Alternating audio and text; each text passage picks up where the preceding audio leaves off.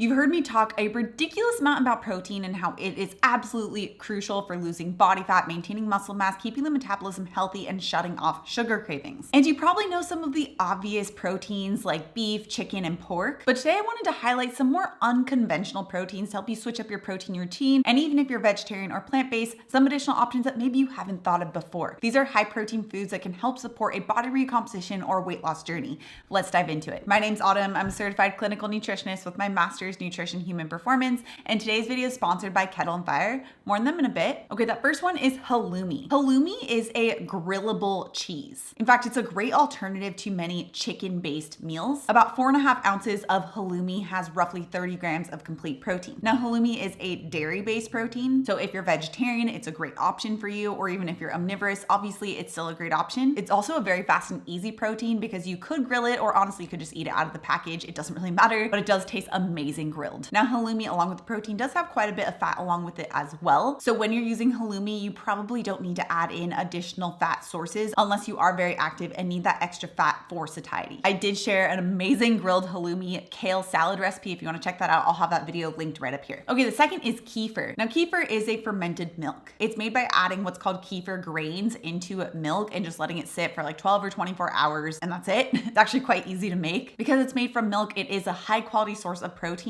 and because it is fermented, it is going to act as a probiotic as well, making it great for gut health concerns too. Something else that's great about kefir is that it is going to be low in lactose because it is fermented, so it breaks down a lot of those lactose, making it a better option for those who are lactose intolerant than just regular milk. Now, kefir is a great protein add-on, but it wouldn't be what I would consider a main protein source. 8 ounces of kefir has about 8 grams of protein, but it is a great option to have on the side of your meal if you want a little boost. Just make sure to opt for 0 added sugar, but specifically look at added sugar. The sugar content listed on kefir is going to be from lactose, which again is fermented, so you don't really need to be concerned about that component. Okay, the third is tempeh. Now, tempeh is a great option if you are plant-based. It's a fermented soy product, and I typically recommend tempeh over other options like tofu because it is fermented. The fermentation process does help to break down a lot of those anti-nutrients that make soy not so great. And tempeh is a lot more dense in protein than tofu. You get about 30 grams of complete protein from 5.5 ounces of tempeh. And you can just crumble it up and use it in pretty much anything that calls for ground meat. Okay, the fourth is goat or lamb. Now, goat meat is actually rated one of the healthiest foods you could possibly eat, according to a 2022 study where it rated all of the nutrient density of different foods. Goat is very high in vitamin B12 as well as zinc. And obviously, it's also very rich in protein. Goat is going to be more dense in protein than lamb, but both are good sources of protein to switch it up. Depending on where you live, this might be considered a more unconventional protein. For us, it certainly is. It's not a common protein you see all the time, but maybe where you live, it's one of the more common items. Now, another great item, especially to combine with complete protein sources, is bone broth. Bone broth helps to provide collagen, which helps to boost the satiety and help prevent hunger and cravings with your meal, which is why I love today's sponsor, Kettle and Fire. Kettle and Fire is a really high quality bone broth company, and they slowly simmer bones from grass-fed cows in order to pull out as much collagen as possible. Now, I've made bone broth, and you can certainly make it on your own as well, but in order to do it the right way, you do have to have it slowly simmering for a long time, which honestly, as a new mom, I don't always have the time for, which is why I love having Kettle and Fire in my pantry for a really convenient source of bone broth that's also shelf stable. I love that I can just pull out a carton of Kettle and Fire, pop it open, and add it into my soups, my stews, my chilies, or even sauces to add a good boost of collagen into pretty much any meal. Kettle and Fire also comes in a ton of different flavors, so you can add it to a variety of different meals, but still my favorite and the go-to item is going to be their original chicken or beef bone broth. I use this in everything from my detox broccoli soup to my spicy bone broth chili. Kettle and Fire tastes great, it's so convenient, and it's such an easy way to get a high quality source of collagen into my diet. And Kettle and Fire is really generous, and they're offering my community 20% off your bone broth purchase when you use code AUTUMNBAITS at checkout. So I'll have the link down in the description below so you don't miss out on that discount. Okay, the fifth is a plant-based Greek style yogurt. Now, you guys know I'm a big fan of Greek yogurt or skyr, which are both high protein dairy-based yogurts, but I do get questions from plant-based folks asking what they could swap out instead. Now, although there isn't an exact equivalent swap because the fermented dairy products are going to have the benefits of vitamin K2 and calcium that the plant-based yogurts won't have, there is at least a protein-rich option that can be used in place of a lot of the recipes that I use Greek yogurt for. The brand I found that makes a plant-based Greek-style yogurt is Kite Hill,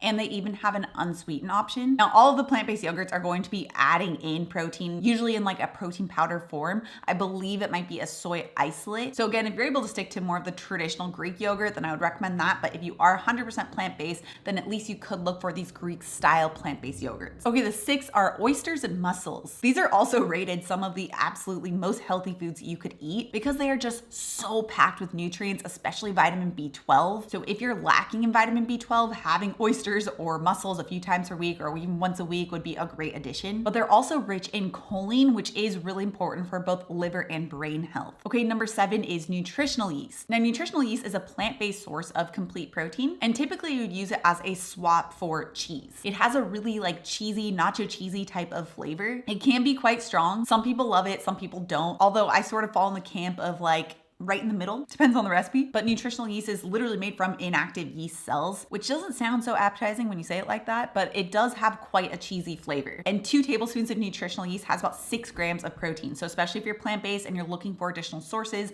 using nutritional yeast would be a good way to bump the total protein up. You can use nutritional yeast in pesto, or you could sprinkle it into soups, or really anything that has cheese within it. You could just swap it out. Especially harder cheeses like pecorino or Parmesan, usually you can swap it out pretty easily with nutritional yeast. Okay, number 8 is goat milk. And even kind of in line with this, goat milk yogurt is a good option. Sometimes the goat milk protein is more tolerated by those who can't tolerate the regular cow's milk protein. And similar to cow's milk, goat milk does have about 8 grams of protein per cup. And just like kefir, it's not something that I would recommend using as like a main protein source, but as a protein add-on, it can be great. Which again, goat milk was listed as one of the healthiest items you could eat according to that 2022 study, although cow's milk was rated higher on the nutrient density scale. Okay, number 9 are chickpeas. Now these aren't necessarily high in protein, but they can provide some higher diaz protein, especially if you are 100% plant-based. I certainly would not rely on it as a main source of protein because it is going to have much more starch compared to the protein content. A half cup of chickpeas will have about 7 grams of protein with about 16 grams of net carbohydrates. So you can see it's much higher in the starch compared to the protein, but it can help to sprinkle in some protein here and there, again, especially if you are more plant-based. Even though it is higher on the starchy side, one thing that is nice about chickpeas is that they do tend to be at lower glycemic load, so they don't have as big of an impact on blood sugar levels. I like to roast chickpeas with some paprika, onion powder, garlic powder, salt, and olive oil, and then use that as a crunchy topping to salads. It is so dang good.